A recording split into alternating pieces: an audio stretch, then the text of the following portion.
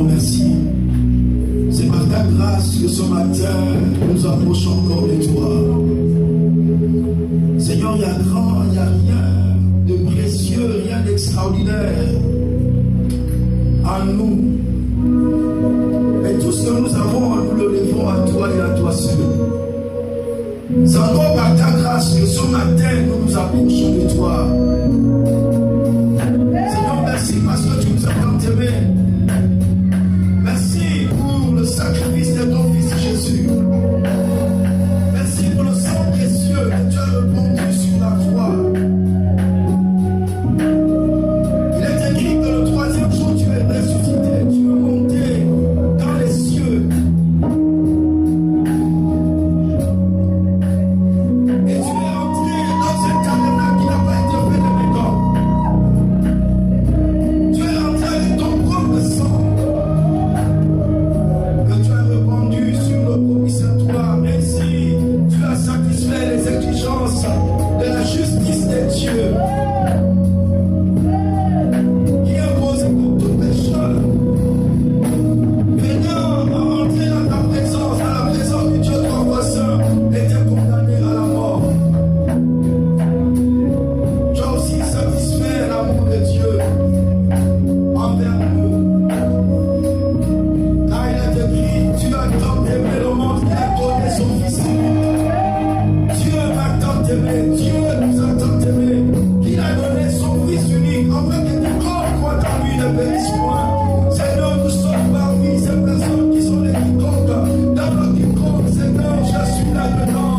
J'ai cru en cet Christ accompli sur la croix. J'ai cru au sacrifice par excellence, l'agneau de Dieu qui a ôté le mon péché, qui a ôté mon péché. Merci pour le précieux sang. Merci, Père, ce matin, pour la faveur divine. Merci, Seigneur, pour ce sacrifice qui a ouvert le ciel.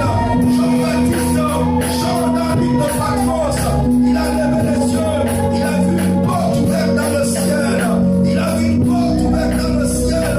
Et la foi nous monte ici, monte ici, monte ici, monte ici. Seigneur, ce matin, par le Saint-Esprit, nous montons. Seigneur, ce matin, avec l'aide du Saint-Esprit, nous montons. Nous montons dans ta présence. Nous montons devant ton trône. Seigneur, nous voici. Seigneur, devant ta face. Les concerts avec les 24 vieillards. Nous nous prosternons devant toi. Seigneur, nous ne posons à tes pieds nos couronnes. Seigneur, toi seul, tu es digne. Ce que nous sommes, nous le devons à toi seul. Ce que nous avons, nous le devons à toi et à toi seul. Nous te disons merci ce matin. Nos vies t'appartiennent. C'est toi qui as le droit, la décision de vie et de mort sur nos vies. Merci Seigneur. Merci Seigneur. Nous t'adorons ce matin. Nous nous prosternons devant toi. Seigneur, viens, parle à nos cœurs ce matin. C'est toi qui as les paroles de la vie éternelle. Seigneur, tu as vu les pensées de nos cœurs, car le psalmiste a dit que la pensée n'est pas encore déjà dans mon cœur, ô éternel, que tu la connais entièrement. Seigneur, nous voici devant toi. Nous voici devant toi. Nous voici devant toi. Nous nous disposons à toi. Et ce que tu as résolu d'accomplir, ce jour accompli-le. Que ton nom soit sanctifié. Que ton nom soit sanctifié dans nos cœurs, dans nos âmes. Que ton nom soit sanctifié en ces lieux. Père, que ton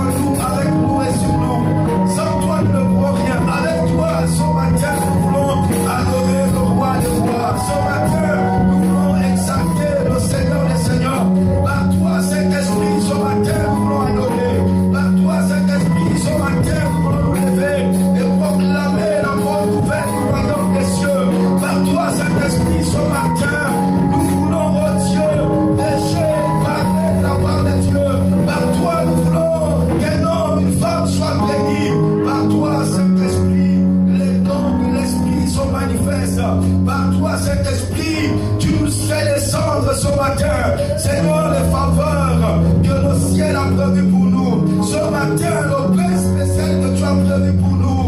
Seigneur, oh Dieu, nous te disons merci pour la parole que tu nous as réservée ce matin. Béni sois-tu. Que toute la gloire te revienne, toute la majesté soit à toi et à toi seul. Merci Seigneur.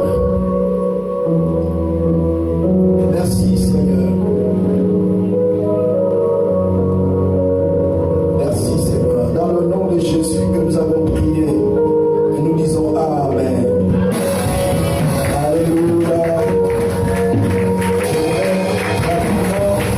Que l'on prenne nos Bibles dans Actes chapitre 28. On va lire notre texte de base.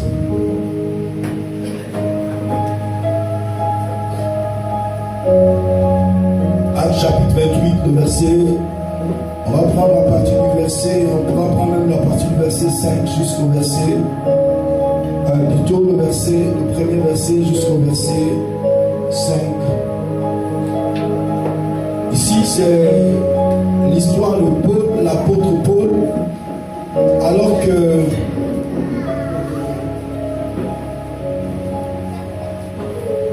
il avait été saisi et il avait été jugé, il avait fait appel, n'est-ce pas, Jules César. Donc,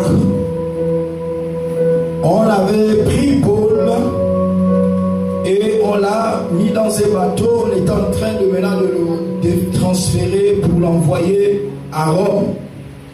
Et avant d'arriver à Rome, il y aura un stade quelque part. Et après cela, ils vont continuer, ils vont poursuivre leur route. Mais il se trouve que ce que Paul avait dit à l'avance, parce que Paul avait constaté et Dieu l'avait averti, que ne prenez pas, dit au capitaine et tous ceux qui étaient au matelot, qu'on ne devait pas prendre la mer parce que ça les était dangereux. Et ils n'ont pas écouté Paul parce que c'était un prisonnier. Et arrivés, ils ont faussé, ils ont continué et il y a eu la tempête qui s'était levée. Alors, au milieu de la tempête, à ce temps-là, ils pouvaient faire ce qui est à leur possibilité. Donc, ils ont pris les bagages, ils ont d'abord commencé à lancer pour essayer d'alléger le bateau. Mais cela ne tenait pas. La tempête se faisait de plus en plus orageuse.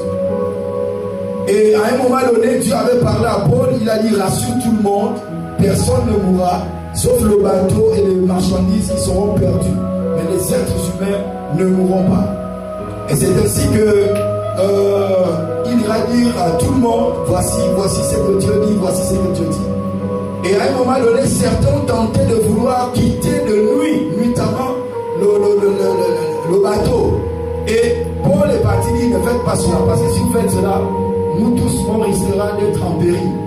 Dieu a dit, personne ne se pètera, donc ne faites pas ce que vous voulez faire. Et après quelque temps, le bateau s'est écrasé, n'est-ce pas, sur les rochers, et ils ont été projetés à la mer, et alors ils ont dû nager jusqu'au bord. Et c'est à partir de ce moment que cette histoire commence. On peut commencer la lecture. Lèvons-nous. C'est notre première lecture. Actes chapitre 28, ceux qui ne sont pas encore à la page. Lisons les 5 premiers versets. Sinon les 6 premiers versets. Il a dit ceci. Après nous être sauvés, nous reconnûmes que l'île s'appelait Malte. Les barbares nous témoignèrent une bienveillance peu commune. Ils nous recueillirent tous auprès d'un grand feu qu'ils avaient allumé parce que la pluie tombait et qu'il faisait grand froid. Paul ayant ramassé un tas de broussailles et l'ayant mis au feu, une vipère en sortit, en sortit et s'attacha à sa main. Quand les barbares virent l'animal suspendu à sa main, ils se dirent les uns aux autres, Assurément, cet homme était un meurtrier, puisque la justice n'a pas voulu le laisser vivre après qu'il a été sauvé de la mer. Paul secouant l'animal dans le feu et ne ressentit aucun mal.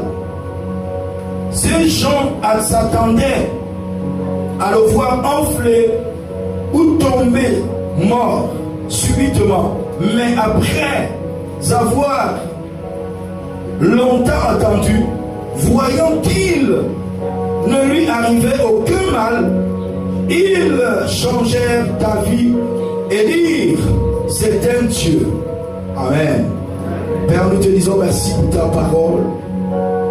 Bénis ta parole et que, Seigneur, une grâce particulière ce matin nous accompagne. Saint-Esprit, éclaire notre intelligence et conduis-nous ce matin dans ce que le ciel a prévu pour chacun d'entre nous. Seigneur, que personne ne sorte d'ici sans qu'il ne reçoive la révélation que tu as prévue. Chaque jour, tes bontés sont disponibles. Chaque jour, tu renouvelles tes bontés et tes faveurs sur nos vies, sur nos personnes. Personne ne doit sortir ce matin sans que cela ne soit déversé sur sa vie. Nous te disons merci parce que tu nous aimes. Dans le nom puissant de Jésus que nous avons prié. Amen. Amen. Gloire soit rendue à Dieu. Asseyons-nous royalement sur la tête de nos ennemis. Ce matin, je vais prêcher sur la thématique le feu attire et expose aussi au serpent. Alléluia. Amen, amen. Le feu du Saint-Esprit à nous. Peu importe selon qu'on pourra appeler cela, que ce soit le feu du Saint-Esprit, mais c'est toujours le feu. Amen. Le feu du Saint-Esprit. Le feu, on va aussi parler, le feu sur l'autel, c'est seulement les styles qui changent. Amen, amen. Mais retenez que le feu, lorsqu'on vient à l'église, ou lorsque Dieu, le ciel s'ouvre, le feu descend sur nos vies, il faut s'attendre à certaines choses. Alléluia. Il faut s'attendre à certaines circonstances, certains événements. Et c'est ce qui fait que plusieurs enfants de Dieu, face à cette incompréhension, baissent les bras. Certaines personnes se découragent. Ils se disent, mais c'est comment? On m'avait dit que Dieu, là, en venant, que les choses seront, n'est-ce pas, iront comme sur les roulettes. Mais qu'est-ce qui se passe? Est-ce que vous comprenez? Ce n'est pas que Dieu n'est pas bon. Dieu est bon. Dites Dieu est bon. Dieu est un bon Dieu. Il n'y a pas un Dieu bon comme le Dieu que toi tu as suivi. Amen, amen.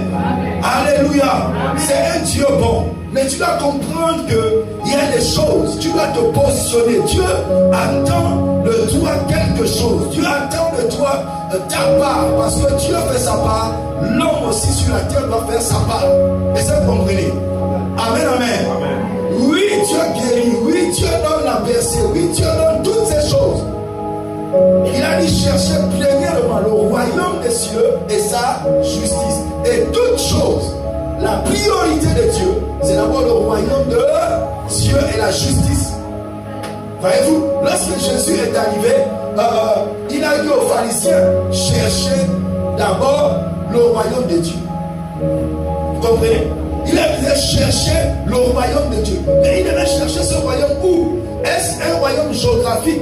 Non.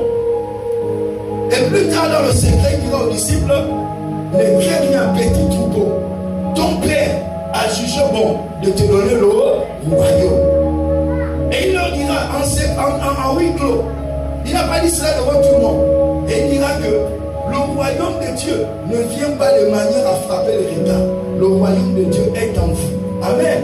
Le royaume de Dieu est en vous. Alors le royaume de Dieu, c'est qui? C'est quoi? Le royaume de Dieu, c'est la personne de Christ déjà en vous. Amen. Amen. Le royaume de Dieu, c'est la personne de Christ en vous. Alléluia. C'est d'abord ce Christ-là que tu vas chercher à connaître. C'est d'abord ce Christ-là et la justice que Dieu a accomplie au travers de la personne de Jésus pour toi. Tu dois comprendre cela. Et il dit le reste. Alléluia.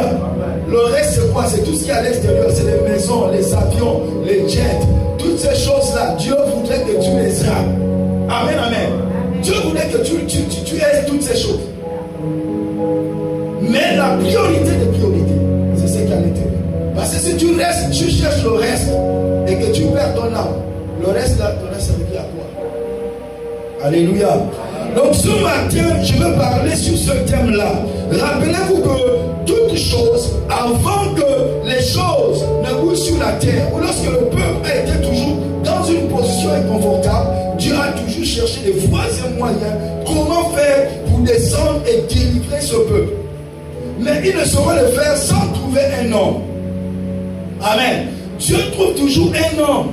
Et à partir de cet homme-là, il fait descendre le feu sur cet homme. Et à partir de cet instant, cet homme va avec ce feu pour aller apporter la délivrance ou, je ne sais pas trop, accomplir la mission, n'est-ce pas, pour laquelle Dieu a fait descendre ce feu. Ça a été valable avec Moïse au buisson ardent. Alléluia, dans Exode chapitre 3. Est-ce que nous sommes ensemble? Dans Exode chapitre 3, la Bible déclare que Moïse était en train de perdre le troupeau de son beau-père et il vit sur la montagne de Dieu qu'on appelait en ce temps Horeb. Alors qu'est-ce qui s'est passé?